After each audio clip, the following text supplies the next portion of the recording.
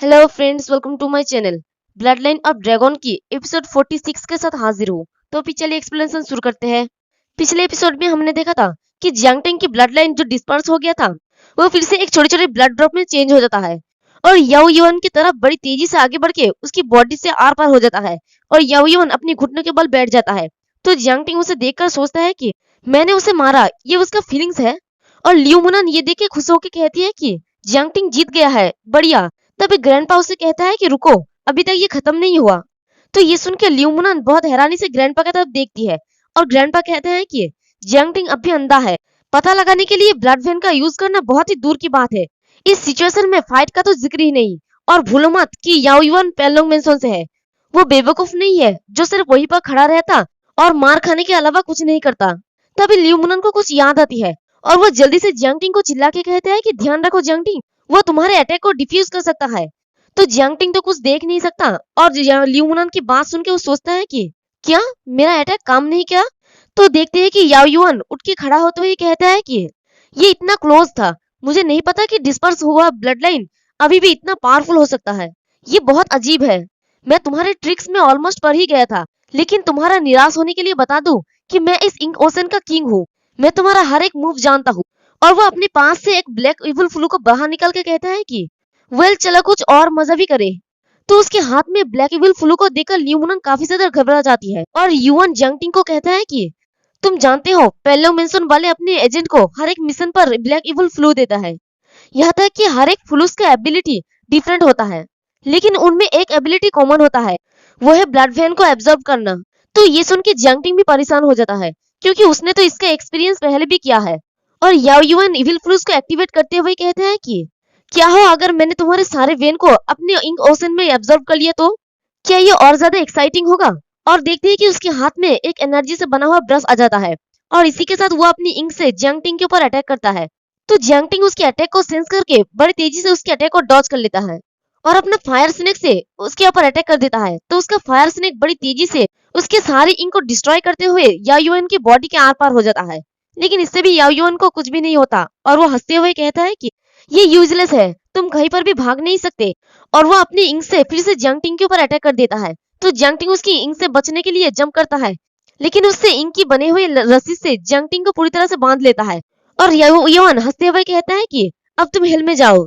तो उसका ink Jiang टिंग को पूरी तरह से अपने अंदर कवर कर लेता है और वो याओ युआन की इंक के ओशन में चला जाता है। तो उसके इंक ओशन में सब कुछ ब्लैक एंड व्हाइट होता है और याओ युआन उसके सामने आके हंसते हुए कहता है कि इस फेस को याद रखो, इसे भेड़ियों ने काट लिया था। तो देखते हैं कि जियांग टिंग को एक क्रॉस के साथ बंधा हुआ होता है और उसके नीचे बहुत सारे आदमी होता है जो उसकी तरफ बढ़ रहा होता है। और तभी याओ युआन उसके पीछे आके कहता है कि तुम्हें मेरे भाई से भी कई ज्यादा सफर करना होगा। और जियांग टिंग के पैर के नीचे के सारे लोग जियांग टिंग के करीब पहुंच जाता है और उसे शायद काटने लगता है। तो जियांग टिंग जोर जोर से चिल्लाने लगता है। तो याओ युआन कहता है कि तुम हमेशा के लिए बिटन सर्कल में ट्रैप हो जाओगे जब तक कि तुम्हारा बॉडी और माइंड कोलैप्स ना हो जाए। तो ये सब कुछ देख के लियू मुनन चिल्ला के कहते हैं कि ये तो फॉर एवर नाइटमेयर इंचेंटमेंट है। वो डायरेक्टली जियांग टिंग की माइंड पर अटैक करना चाहता है और वो उस तरफ जाने लगती है। तभी ग्रैंडपा उसे फिर से रोक लेता है और कहता है कि लड़की, मैंने तुमसे कहा था ना कि वहां पर मत जाओ।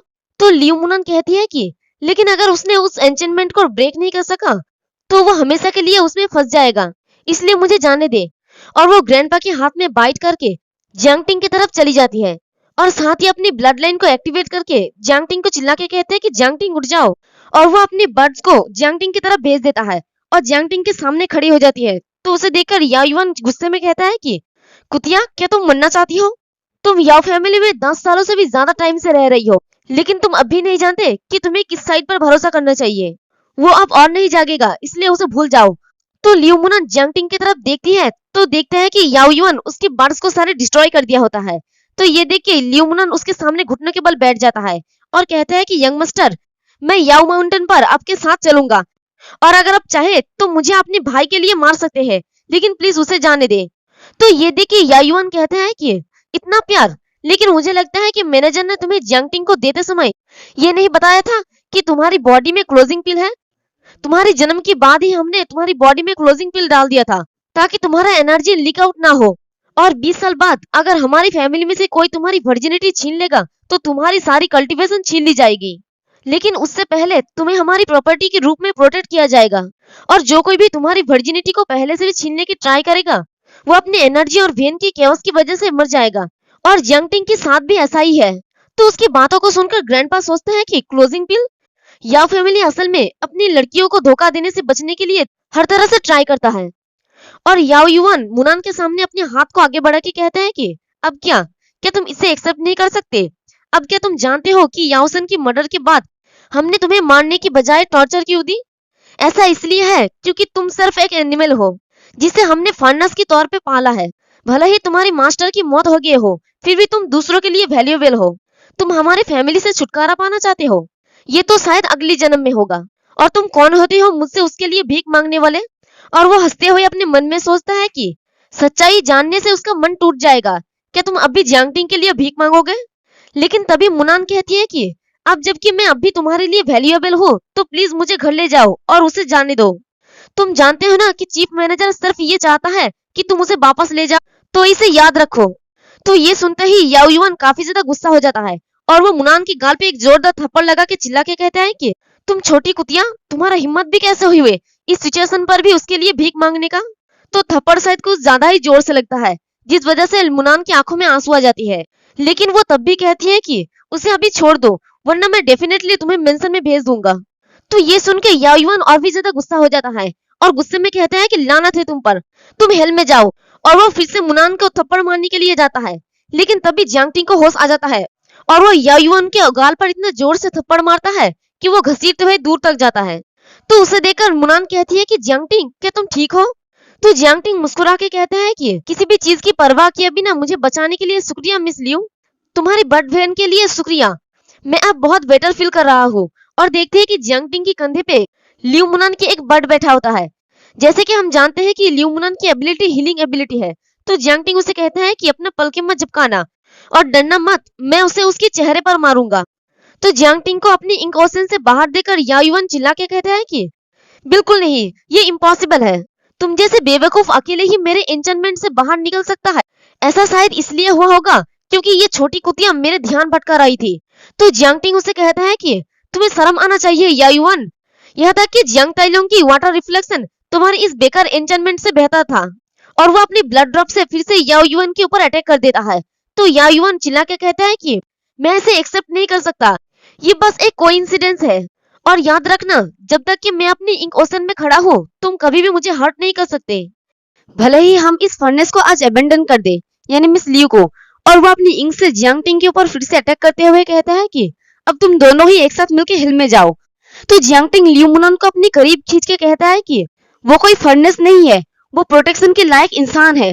और देखते हैं कि जियांगटिंग की ब्लड लाइन याओ युआन की ब्लड लाइन के साथ मिक्स हो जाता है और ड्रैगन ट्रांसफॉर्मेशन फार्मूला से दोबारा फायर स्नेक में ट्रांसफॉर्म हो जाता है। और इसी के साथ याओ युआन की हर एक जगह से उसके ब्लड लाइन को एब्जॉर्ब कर लेता है। तो मुनान जियांगटिंग को देखकर सोचता है कि जियांगटिंग बहुत ही ज्यादा पावरफुल है।